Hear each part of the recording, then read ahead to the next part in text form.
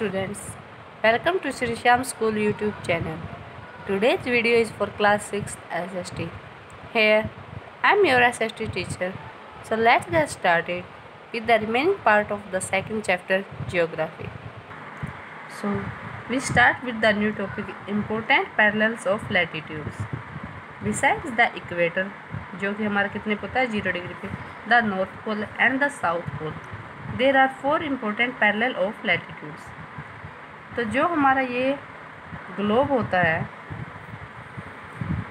उस पर जो बीच में होती है वो क्या होता है 0 डिग्री पे इक्वेटर नॉर्थ पोल और साउथ पोल के अलावा 4 और पैरेलल लैटिट्यूड्स बताए गए हैं जिनके नाम हैं Tropic of Cancer 23.5 degree north in northern hemisphere. तो जो ये हमारा कितने डिग्री पे होता है 23.5 और कौन से हेमिस्फीयर में होता है नॉर्थन में यानी नॉर्थ साइड में होता है। फिर आता है ट्रॉपिक ऑफ कैप्रिकॉर्न, इसका मेजरमेंट भी कितना है 23.5 डिग्री, लेकिन ये कौन से हेमिस्फीयर में आता है साउथर्न हेमिस्फीयर में। देन आर्कटिक सर्कल ये हमारा आता है 66.5 degree north in northern hemisphere में एंड अंटार्कटिक सर्कल 63.5 डिग्री पे साउथर्न हेमिस्फीयर में। सो आप इसको ग्लोब पे इजीली देख सकते हैं। ये हमारा नॉर्थ पोल है, ये साउथ पोल है। तो यहाँ पे 66.5 जो नॉर्थ में है नॉर्थ हेमिस्फीयर में है उसको हम बोलते हैं आर्कटिक सर्कल। देन आता हमारा 23.5 डिग्री पे नॉर्थ में होता है ट्रॉपिक ऑफ कैंसर। तो जो इक्वेटर है ये इसका नॉर्थ हेमिस्फीयर है और ये नीचे वाला साउथ हेमिस्फीयर। साउथ हेमिस्फीयर में जो 23.5 डिग्री पे है वो होता है ट्रॉपिक ऑफ कैप्रिकॉर्न एंड जो 66.5 डिग्री पे होता है उसको हम बोलते हैं अंटार्कटिक सर्कल। तो ये हमारी क्या है ये पैरेलल्स हैं सारे और इनको हम क्या बोलते हैं लैटिट्यूड्स, हमारे 4 parallel latitudes. Then we discuss the heat zones of the earth. We know that we receive heat and light from the sun. However, the amount of heat received from the sun is not the same everywhere. You know that in the morning and in the evening, the sun's rays give us less light, less heat. तो हमें light मिलती है, heat मिलती है, हमें किससे मिलती है सन से। तो जो हमारा सोर्स है हीट और लाइट का वो है सन। लेकिन हमें ये भी पता है कि सन से हमें हर जगह पे इक्वल हीट नहीं मिलती। मॉर्निंग और इवनिंग में क्या होती है हमें कम हीट मिलती है, जो सन की रेज है वो कम हीट देती है, जबकि इट्स जो हमारा मिड डे होता है यानी दिन में होता है तो उस टाइम पे ज़्यादा हीट होती है। It so happens because of the sun rays are slanting in the morning and evening the same amount of heat is spread over a wider area, but at noon the sun rays are direct, so the same amount of heat is spread over a smaller area. In the same way, due to spherical shape of the earth, the sun rays are direct and perpendicular at the equator, and therefore the places near the equator receive more heat and places far from the equator receive less heat. We therefore divide the earth into following heat zones. तो इसमें क्या है जो हमारी heat मिलती है हमें सन से वो मॉर्निंग और इवनिंग में कम होती है। कम क्यों होती है क्योंकि जो सन की रेज है वो मॉर्निंग और इवनिंग में स्लैंटिंग होती है हमारा ऐसे टेढ़ी आना।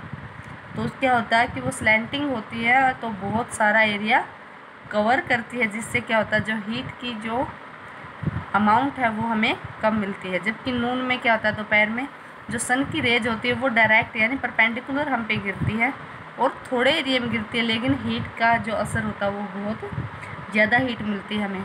और दूसरा रीज़न क्या है कि जो हमारी अर्थ है उसकी शेप कैसे स्फेरिकल शेप है। तो जो इक्वेटर है इक्वेटर लाइन पे क्या होता है जो सन की रेज है वो एकदम डायरेक्ट और सीधी आती है, तो इक्वेटर पे सबसे ज़्यादा हीट होती है या गर्मी होती है। तो जो भी एरिया इक्वेटर पे है या इक्वेटर के पास है वहाँ पे ज़्यादा गर्मी पड़ती है और जो एरिया इक्वेटर से दूर है वहाँ पे कम गर्मी पड़ती है। तो फिर हमने क्या किया जो अर्थ का हीट जोन है उसको फर्दर डिवाइड किया गया है। सो हम डिस्कस करते हैं फर्स्ट पार्ट हमारा टोरिड जोन, ट्रॉपिकल जोन भी बोलते हैं जिसको। The midday sun is exactly overhead at least once a year on all latitudes between the Tropic of Cancer and Tropic of Capricorn. This area therefore receives the maximum heat and is called torrid zone.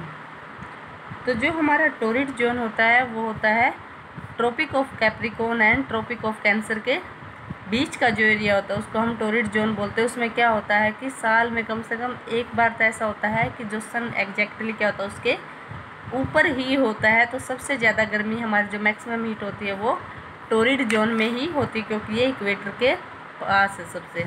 Then we come to the temperate zone. The midday sun is never overhead on any latitude beyond the Tropic of Cancer and Tropic of Capricorn. The angle of the sun rays go on decreasing toward the pole.